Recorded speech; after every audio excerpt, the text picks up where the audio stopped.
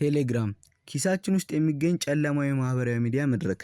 ከወራት በፊት አንድ ጽሑፍ ለማሰናዳት ጥናት እያካሄድኩ ነበር። ቴሌግራምን ስከፍት አደገኛ እጽ ከመሸጥ ጋር የተያያዘ አንድ ቻናል ውስጥ ራሴን አገኘሁት። ትንሽ ቆይቶ ደግሞ የኮምፒውተር ሲስተም ጠለፋና የተሰረቁ ክሬዲት ካርዶች የተመለከተ ቻናል ውስጥ መግባቴን አየሁ። ቆይቶ የገባኝ ነገር የኔ ቴሌግራም ሴቲንግ ሰዎች ያለ እኔ ፈቃድ የፈለጉትን ቻናል ውስጥ እንዲያስገቡኝ የሚያስችል መሆኑ ነው። ነገር ግን ይህን ካወቅኩ በኋላ ቢሆንም ምንም እንደሚሆን ለማየት ክፍት አድርጌው ቆየሁ። ከወራት በኋላ ያለ እኔ እውቅና የቴሌግራም አካውንቴ 82 የቴሌግራም ቡድኖች ውስጥ ተጨምሮ አገኘሁት።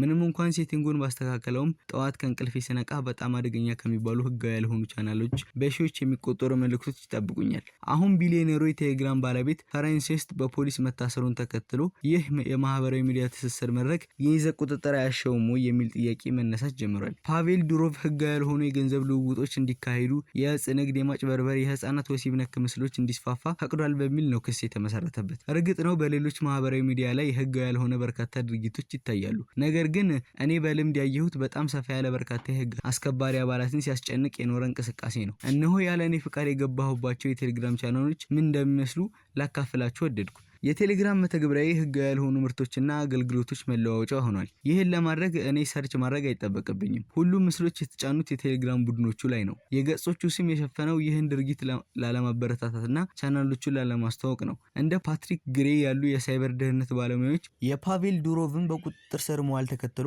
ፓትሪክ ግሬ ሪስኪ ቢዝነስ በተሰኘው ፖድካስት ቴሌግራም ለአመታት የወንጀለኞች መፈንጫ ሆኖ ቆይቷል ይላል። እያወራን ያለነው ወሲባዊ ይዘት ስላላቸው የህፃናት ምስሎች ነው። እያወራን ያለነው ስለ እጽ ንግድ ነው። እያወራን ያለነው ምንም አይነት እርምጃ ስላልተወሰደበት ዳርክ ዌብ ወይም የጨለመው በይነ መረብ ነው ይላል ግሬ።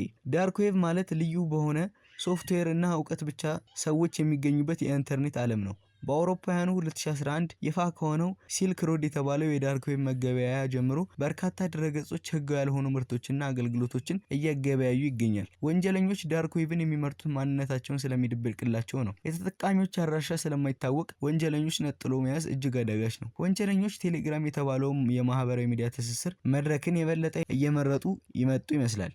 ኢንቴል 471 የተባለው የሳይበር ደህንነት ተቋም አጥኚዎች እንደሚሉት ከቴሌግራም በፊት መሰል ድርጊቶች የሚፈጸሙት በዳርክ ዌብ ነበር። ነገር ግን ዝቅተኛ ለሚባሉ ብዙም የሳይበር እውቀት ለሌላቸው ወንጀለኞች ቴሌግራም እጅግ ተመራጭ መሆኑ ተነግሯል። የበይነ መረብ ጠላፊዎች ቡድን ኪሊን ከወራት በፊት የዩናይትድ ኪንግደም ብሔራዊ የጤና አገልግሎት ኤኤንኤችኤስን ጠልፎ ካሳ ከጠየቀ በኋላ የደም ምርመራ ውጤቶችን የለጠፈ የነበረው በቴሌግራም ገጹ ነበር። በስፔን እና ደቡብ ኮሪያ ያሉ ሴት ተማሪዎችን ሐሰተኛ ፎቶ ወይም ዲፕ ፌክ የሚያሰራጨው ቡድን ክፍያ ሳይቀር ይቀበል እንደነበር በቴሌግራም አማካኝነት ተናግሯል። ከዚህ ቀደም በወጡ ዘገባዎች መሰረት መሰል የወንጀል ድርጊቶች በሌላ ማህበራዊ ሚዲያዎች ላይ ተስተውለዋል። እኔ ከገባሁባቸው የቴሌግራም ወንጀሎች ቻናሎች መካከል አንዳንዶቹ ስናፕቻት የተባለውን የማህበራዊ ሚዲያ ገጽ ነበራቸው። እጽ አዘዋዋሪዎች ኢንስታግራም ላይ ይገኛሉ። ነገር ግን ብዙውን ጊዜ በሌሎች ማህበራዊ ሚዲያዎች ማስታወቂያ የሚሰሩ ገጾች ተጠቃሚዎች ወደ ቴሌግራም ገጻቸው እንዲመጡ ያበረታታሉ። ባለፈው ጥር የላትቪያ ፖሊስ የእጽ መዘዋወሪያ ማዕከል ይሆናሉ ያላቸውን የመልእክት መለዋወጫ መተግበሪያዎችን የሚመረምር አዲስ ክፍል አቋቁሞ ቴሌግራም ትልቁ ስጋት ነው ማለቱ ይታወሳል። ቴሌግራም እንደሚለው ኢንዱስትሪው በሚጠይቀው መሰረት የይዘት ቁጥጥር እያደረገ ነው። ነገር ግን በዚህ ሳምንት እንኳን ከዚህ ጋር የሚጻረር ህፃናት ላይ የሚደርስ ወሲባዊ ጥቃትን የሚያሳይ ምስል ተመልክተናል። ባለፈው ረቡዕ በቢቢሲ እንደተመለከተው ቴሌግራም ከፖሊሲና የእርዳታ ድርጅቶች በቀረበለት ጥያቄ መሰረት እነዚህን ምስሎች ቢያወርድም መሰል ምስሎችን እየተከታተለ የማጥፋት ስራ ግን እየሰራ አይደለም። ናሽናል ሴንተር ፎር ሚሲንግ ኤንድ ኢንዴቨሎፕ ቺልድረን እንዲሁም ኢንተርኔት ዋች ፋውንዴሽን የሚባሉ ድርጅቶች ዋና ከሚባሉ የማህበራዊ ሚዲያ ጋር በመስራት የጠፉ ህፃናትን ይፈልጋሉ እንዲሁም ምስሎችን ያስጠፋሉ። ቴሌግራም ግን ከዚህ አባል አይደለም። የፈረንሳይ አቃቢ ህግ ቴሌግራም ላይ ካቀረበው ክስ አንዱ ህፃናት ላይ የሚደርስን ጾታዊ ጥቃት ለመቆጣጠር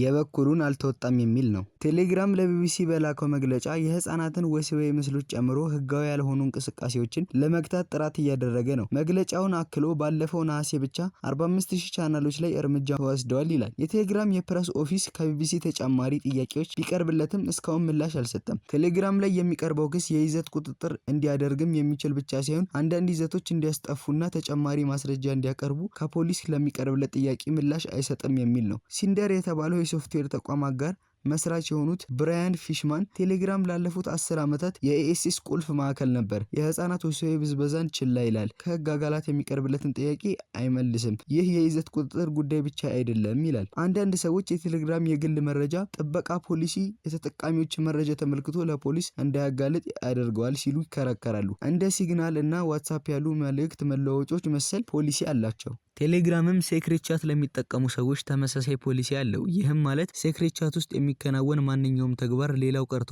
ቴሌግራም እንኳን መመልከት አይችልም። እንዲሁም ሆኖ እኔ የተጨመርኩባቸው ህጋዊ ያልሆኑ ቻናሎች ሴክሬት ቻት አልነበሩም። ቴሌግራም እነዚህን ይዘቶች ተመልክቶ ለፖሊስ መስጠት ይችላል፣ ነገር ግን በደንብና መመሪያዎች ላይ ይህን እንዲያደርግ ቃል ገብቷል። የፈረንሳይ ባለስልጣናት የድሮቭን ክስ በተመለከተ በለቀቁት መግለጫ ከፈረንሳይና ከቤልጂየም ፖሊሶች ለሚቀርቡ ህጋዊ ጥያቄ ምላሽ አለመሰጠት ይታያል ይላል። የጀርመንን ጨምሮ የሌሎች ሀገራት ባለስልጣናትም ቴሌግራምን ከመተግበሪያው ላይ መወገድ ስላለባቸው ይዘቶች ለሚቀርብለት ጥያቄ ምላሽ አይሰጥም የሚል ቅሬታ ያቀርባሉ። ምንም እንኳን ቴሌግራም በይዘት ቁጥጥሩ ምክንያት በርካታ ጥያቄዎች ቢቀርቡበትም የመስራቹ በቁጥጥር ስር መዋል ደግሞ ሌላ አከራካሪ ጉዳይ ሆኗል። የዲጂታል መብቶች ተከራካሪው አክሰስ ናው የተሰኘው ቡድን እየሆነ ያለው ነገር እንዳሳሰበው ገልጿል። ድርጅቱ ከዚህ ቀደም የቴሌግራምን በተደጋጋሚ መውቀሱን መግለጫው አሳውቋል። ነገር ግን ሰዎች በነጻነትና በሰላማዊ መንገድ ሀሳባቸውን የሚገልጹበትን መድረክ ሰራተኛ በቁጥጥር ስር መዋል ሳንሱር የሚያጠናክርና የሲቪክ መብትን የሚጥስ ነው ብሏል። የኤክስ የቀድሞ ትዊተር ባለቤት የሆነው ቢሊዮነሩ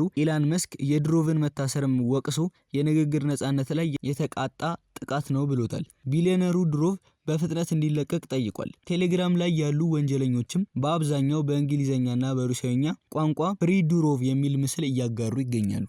ለዛሬ የነበሩ መረጃዎች ይህን ይመስሉ ነበር። አብራችሁን እስከ መጨረሻው ደቂቃ ድረስ ስለቆያችሁ እያመሰገንን ሌሎች የኢትዮጵያ ዴይሊ ዝግጅቶች እንዲደርሷችሁ ሰብስክራይብ፣ ላይክ፣ ሼር ማድረግ እንዳይረሳ እያልን ለዛሬ እዚህ ላይ እናበቃለን። መረጃውን ሳቀበላችሁ የነበርኩት እኔ ማቲያስ ታደሰ ነኝ። መልካም ጊዜ